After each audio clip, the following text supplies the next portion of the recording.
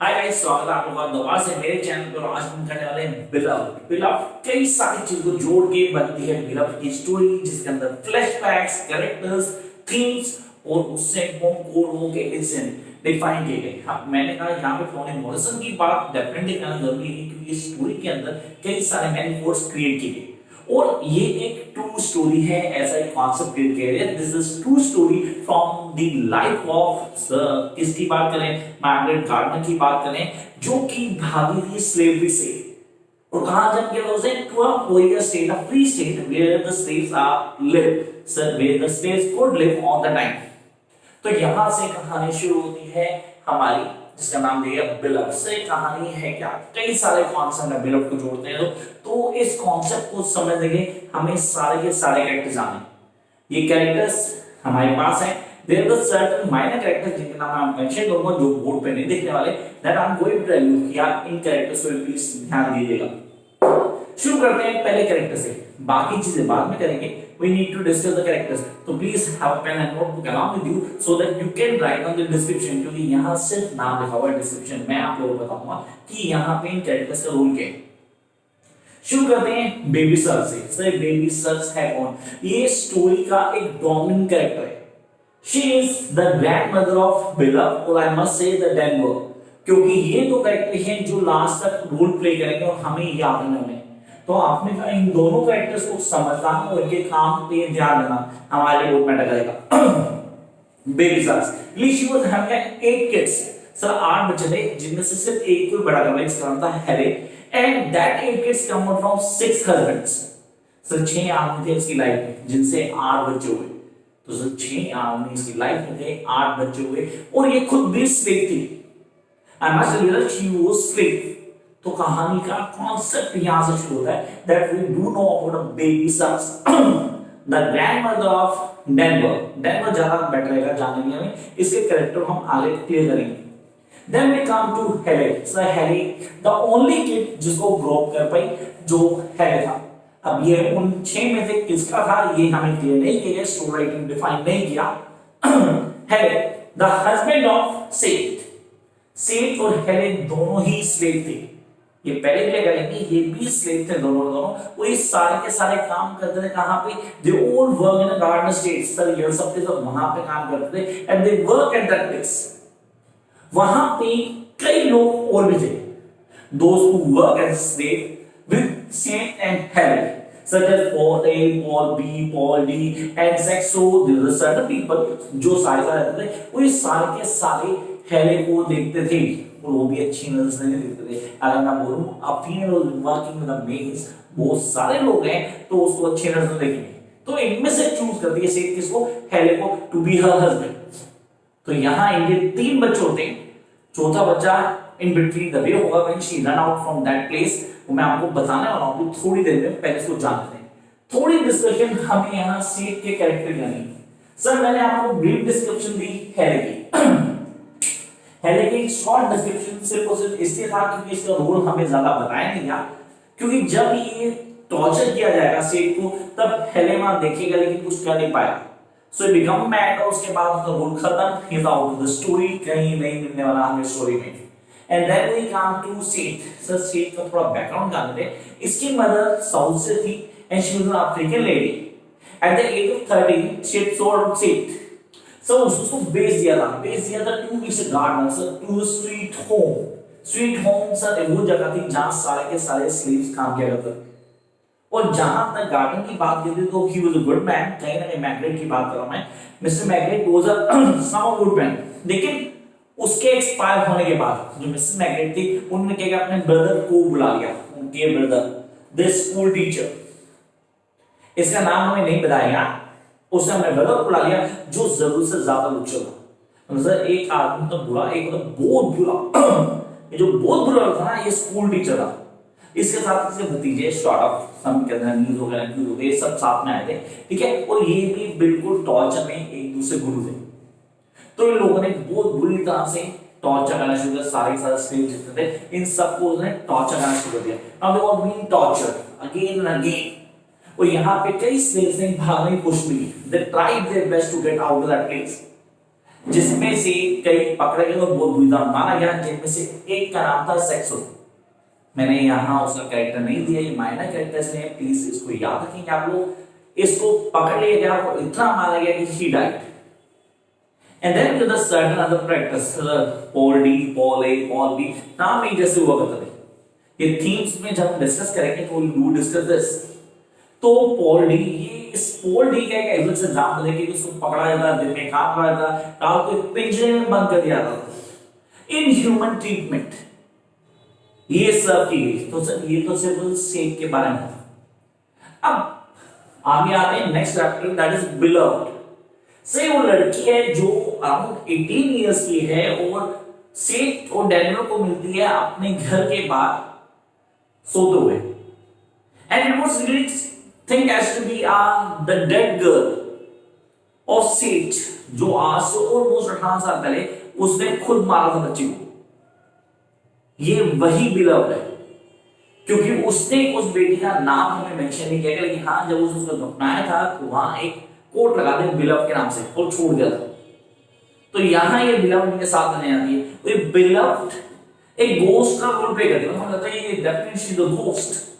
और यहां आके वो पूरा पूरा हिसाब ले रही है अपना, किससे सेठ से, that why you killed me. ये कॉन्सेप्ट हमें जानना जरूरी है, हाउ थिंग्स विल अफोर्ड, उनको समझना जरूरी होगा। चेंजेस आएंगे, वो टॉर्चर करके कहीं ना कहीं सेठ और डैनियल दोनों उसके ग्रिप में पूरी तरह से जो कहती है वो करते हैं।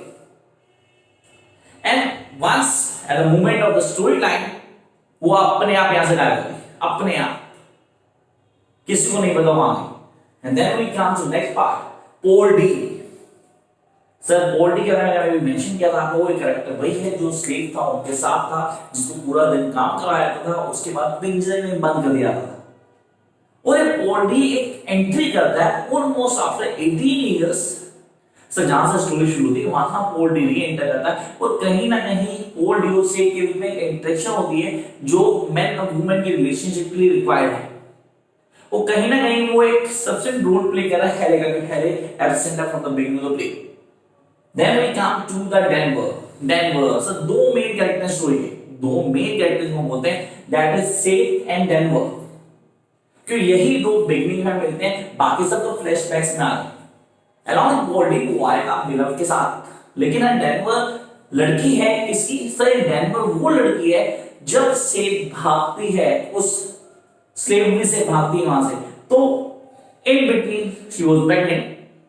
प्रेग्नेंट होने के बाद उसको बहुत मारा जाता है, ये जो स्कूल टीचर है हमारा बहुत मारता है, ये वहां से निकलती है और इन बिटवीन से एक वाइट लेडी मिलती है जिसका नाम एमी डेनवर है, जो इसकी बेबी की प्रेगनेंसी में हेल्प करती है, डिलीवरी में हेल्प करती है, और ये इसी का नाम एमी डेनवर के नाम पे रख देती है, Denver. And she is a girl who keep मम, मतलब वो थी जो प्रेग्नेंट लड़की जो घर से बाहर नहीं जाती, और उस 12 साल के बाद वो घर से बाहर निकलती है।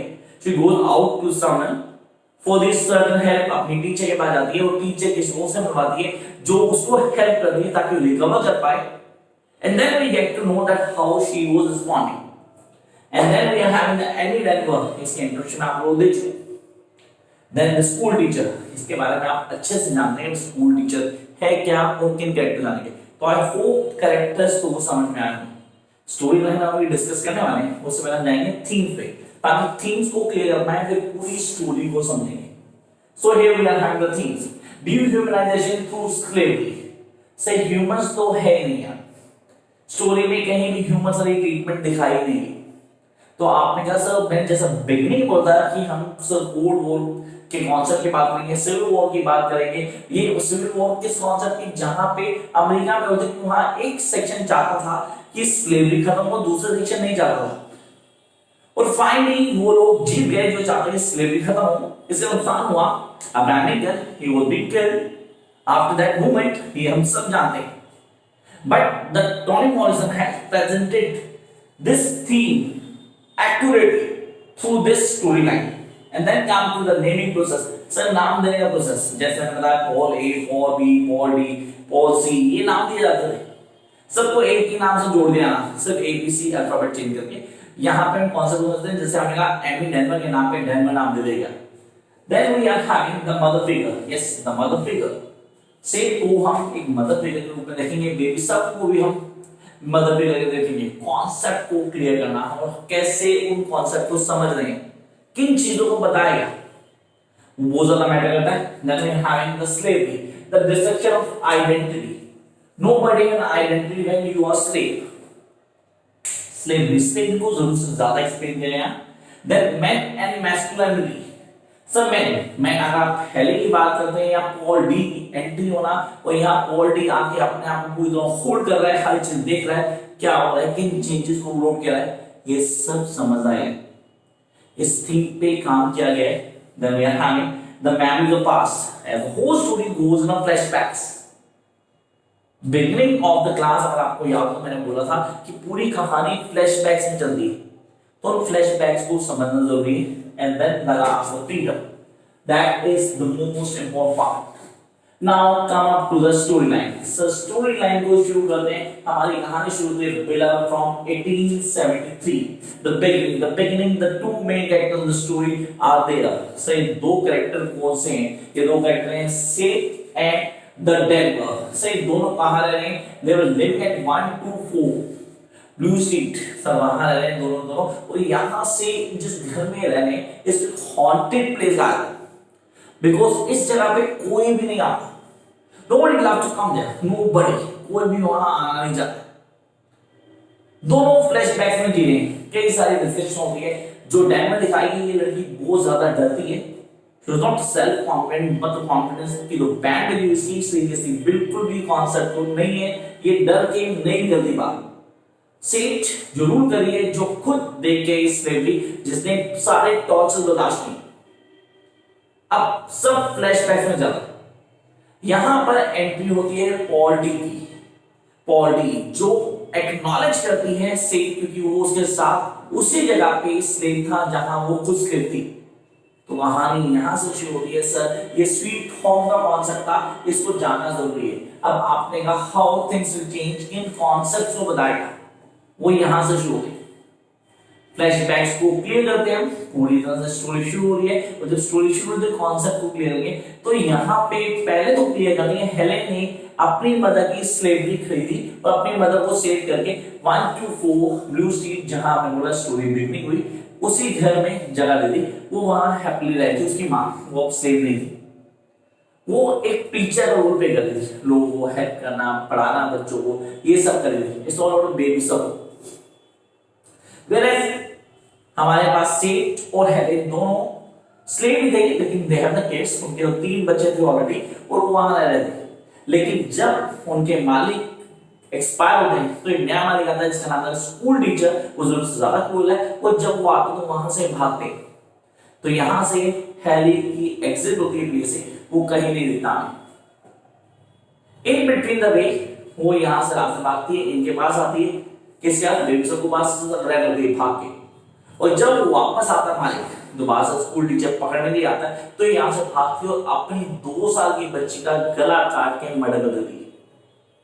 जब स्कूल टीचर देखता है कि that she really goes out of senses, क्योंकि इसका नहीं बच्चा वहां आ गई, वो वहां से वापस आ जाता है। शी वाज बीन अरेस्टेड, पकड़ी जाती है, लेकिन by the help of the certain people those really working hard for the people और द स्लेव को खत्म करने का काम करें, वो उसको फ्री करवाया था। और ये यहाँ आके रहना शुरू कर देती है। और इन बिटवीन जब मैंने पता रन में उसका 4th बेबी पैदा होता है, जिसको हम जानते हैं डेनवर के नाम से। इसके 2 बच्चे और भी थे, जिनको हमें समझना जरूरी है। That will need to help और बर्गर। ये 2 बच्चे थे जो स्टोरी में वहां से भाग आते हैं, क्योंकि ये स्टोरी में रहना चाहते हैं। और ये कब भागते हैं? जब इनकी ग्रैंडमदर बेबी सब गेट एक्सपायर। क्योंकि जब बेबी सब को ये पता लगता है कि सेठ ने अपनी 2 साल की बेटी का गला काट दिया, वो बिल्कुल म्यूट हो गई, कोई रिएक्शन नहीं आता उसका, वो कुछ ही बोलना बंद कर देती, रिएक्शन कम हो जाता उसके। और जब स्टोरी शुरू हुई तो हम जानते हैं कि ना तो बेबी सब थी, ना दोनों भाई थे, उनका कोई रोल भी नहीं स्टोरी में, सिर्फ डैन और सेठ थे। ये दोनों रह रहे हैं। यहाँ पे एंट्री हुई थी हमारी किसकी? सर यहाँ एंट्री हुई पॉल डी की, और पॉल डी कहीं ना कहीं क्लोज आना शुरू करता सेठ की। At the meantime, we do have an entry of a girl, a suspicious girl. So एक shocking या surprising entry थी लड़की की, जो दरवाजे के बाद सोती हुई मिली थी। जिसने अपना नाम बताया beloved, and due to that name Sethe ने उसको अपने घर में एंटर किया, और यहाँ पे पहली बार डेनवर को कोई ऐसा मिला जिससे वो बात कर रही थी। She was sharing her thoughts, अब उससे बात कर रही थी और एक अच्छा सा माहौल बन गया था। Now they both Denver and the beloved, the girl name beloved, दोनों बहुत ज्यादा क्लोज थी, और इन दोनों को पॉल डी बिल्कुल पसंद नहीं था। दोनों को they don't like Paul D. सब कुछ ठीक चल रहा है, everything going on. In between क्या हुआ, यहाँ पे एक कैरेक्टर है स्टैम्पी। स्टैम्पेड ने यहाँ पे पॉल डी को बताया that she herself give her 2-year girl to Paul D for safe, and he was just shocked, और वहां से चला गया बिना कुछ बोले, बिना कुछ बताए वहां से चला गया। और in the back of the story we are here knowing the certain facts कि यहाँ पे जो बिलव्ड लड़की है बड़े सारे क्वेश्चन पूछ रही है किससे, say that why you killed the girl. उसको जस्टिफाई करने की कोशिश करती है that I am trying to save the girl, कि जो मेरे साथ हुआ वो उसके साथ ना होता, लेकिन वो बिल्कुल इस चीज को जस्टिफाई नहीं करती, वो उसको इसके लिए टॉर्चर करना शुरू करती है। वो एक बहुत डोमिनेंट फिगर हो चुकी है, और अब चाहकर भी सेठ उसको अवॉइड नहीं कर पा रही, और वो उससे बदला ले रही है। ऐसा लग रहा है कि वो गोस्ट है किसका, उस लड़की का जिसको सेठ ने मारा था when she was 2 years। How the story proceed, यहां से स्टोरी में टर्न आता है, और यहां पे जो टर्न आता है वो बहुत ही अच्छा टर्न है, क्योंकि एट दिस सिचुएशन यहां पे हमारे पास डेनवर बहुत ज्यादा परेशान थी, and then she goes to the lady Jones, sir another minor character. Stamp Paid पहले बताया था मैंने, आप प्लीज सेकंड कैरेक्टर आप लोग लिखेंगे, जहां पे डेनवर जाती है लेडी जेम्स के पास, जो कि उसकी टीचर थी।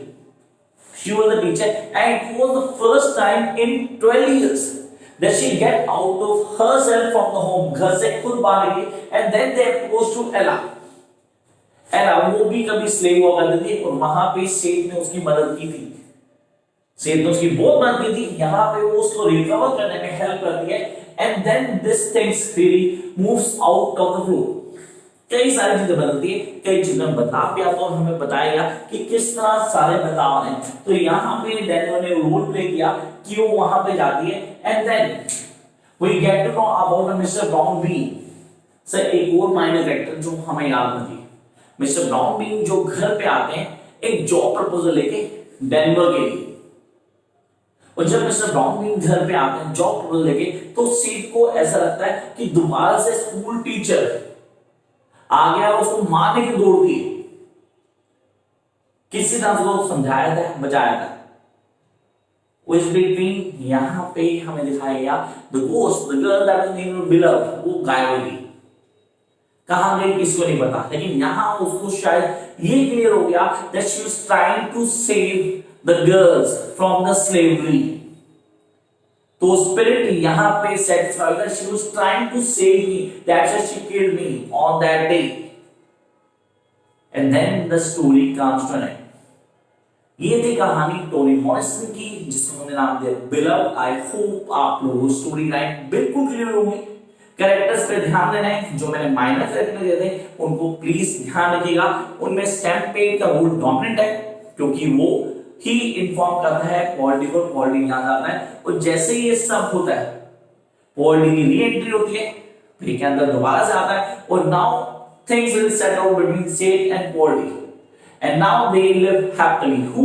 Paul D, Seth, and Denver. This is the end of Beloved. I hope you like the story. Don't forget to like, share, and subscribe.